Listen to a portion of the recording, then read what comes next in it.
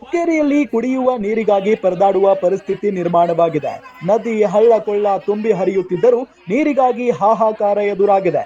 ಇದರಿಂದ ಆಕ್ರೋಶಗೊಂಡ ಸ್ಥಳೀಯರು ಹುಕ್ಕೇರಿ ಪಟ್ಟಣ ಪಂಚಾಯಿತಿ ಮುಂದೆ ಖಾಲಿ ಕೊಡಗಳನ್ನ ಇಟ್ಟು ಶಾಸಕ ಹಾಗೂ ಅಧಿಕಾರಿಗಳ ವಿರುದ್ಧ ಆಕ್ರೋಶ ಹೊರಹಾಕಿದ್ರು.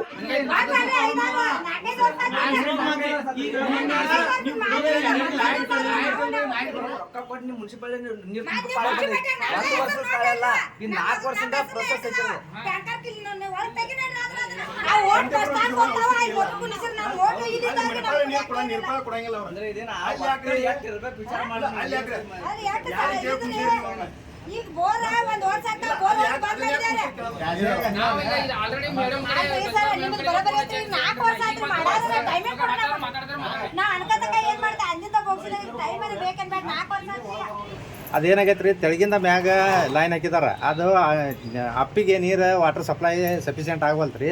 ಆ ಮೇನ್ ಲೈನಿಂದ ಇದನ್ನ 4 ಇಂಚಿ ಪೈಪನ್ನು ಅದು ವಿಡ್ತ್ ಹೆಚ್ಚಿಗೆ ಮಾಡಿಕೊಂಡು 6 ಇಂಚಿ ಪೈಪ್ಲೈನ್ ಶಿಫ್ಟ್ ಮಾಡಿಕೊಂಡು ಅಲ್ಲಿಂದ ಪೈಪ್ಲೈನ್ ಕೊಡೋದು ಅಂತ ಒಂದು ಪ್ಲ್ಯಾನ್ ಮಾಡ್ಕೊಂಡಿವ್ರಿ. ಇನ್ನೊಂದು ವಾರದಾಗ ಅದನ್ನು ಮಾಡಿಸೋ ಅವ್ರಿಗೆ ನೀರು ಕೊಡುವ ವ್ಯವಸ್ಥೆ ಮಾಡ್ತೀವಿ ರೀ ಮೇಡಮ್.